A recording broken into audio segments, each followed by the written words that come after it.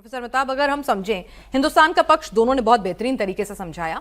अब अगर हम इंटरनेशनल पर्सपेक्टिव में आते हैं, अभी तक ट्रंप क्या कर रहे थे कि वेनेजुएला में राष्ट्रपति को रातों रात उठवा लिया, कोलंबिया को धमका दिया, मेक्सिको को धमका दिया, आप डेनमार्क, आप ग्रीनलैंड, सबको धमकी दे रहे हो।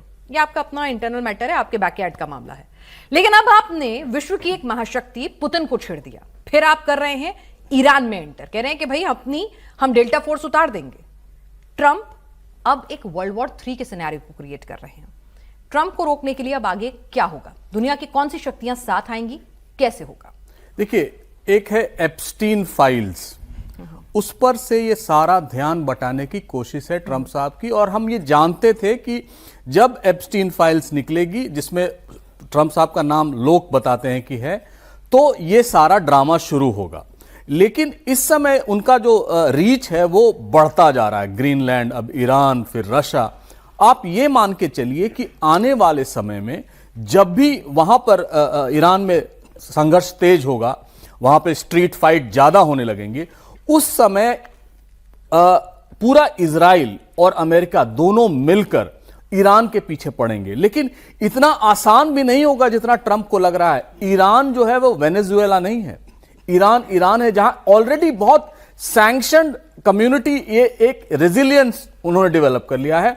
वहां की ईरान जो IRGC है वो बहुत मजबूत है। लेकिन ये सब होते हुए भी हमको ये समझना होगा कि आने वाले दिन में ट्रंप की जो नीतियां हैं वो विश्व को तृतीय विश्व युद्ध की तरफ ले जा रही हैं। अगर आप ये भी समझिए ना, यूरोप अमेरिका के पीछे हमेशा खड़ा रहता था, या अमेरिका यूरोप के पीछे खड़ा रहता था। इस समय यूरोप को दो तरफ से धकेला जा रहा है। एक तो रूस धकेल रहा है, दूसरे तरफ से अमेरिका धकेल रहा है। यूरोप इस समय अकेला पड़ा हुआ है। लेकिन जो इतिहास रहा है यूरोप का, अगर आप देखें तो अमेरिका और यूरोप हमेशा साथ चले हैं। वो इतिहास अगर फिर से दोहराया जाए तभी जाके वहां शांति हो सकती है। लेकिन जो ग्रीनलैंड का मसला है, पहले जब वो बोलते थे या हम सुनते थे तो हम हंसते थे। यूरोपियंस भी बंद कमरे में बहुत हंसते थे कि देखो ये क्या कर रहा है। लेकिन अब वो सब सीरियस हो गए हैं। यानी कहीं ना कहीं पूरे यूरोप को ये थ्रेट है कि ग्रीनलैंड पे वो अटैक कर सकते हैं। और ग्रीनलैंड जब अटैक होगा या उसको एक्वायर करने की कोशिश की जाएगी तो नेटो टूट जाएगा।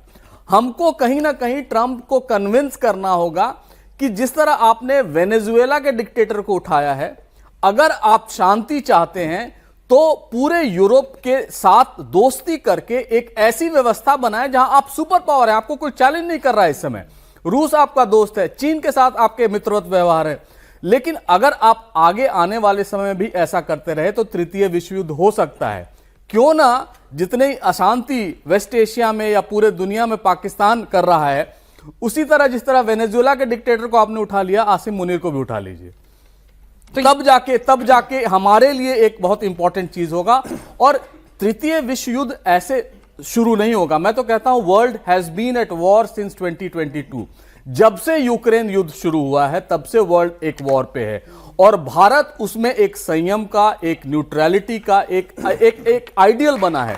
उस चीज को हमको समझना होगा। आने वाले दिनों में आप देखेंगी जब ये 3 बड़ी महाशक्तियां आपस में भिड़ेंगी, लड़ेंगी, तब भारत ही एक न्यूट्रलिटी, और हमारे प्राइम मिनिस्टर ने कहा भी कि हम बुद्ध के देश से आते हैं, तो हम वो शांति का संदेश देंगे जो इस समय पूरी दुनिया चाहती है।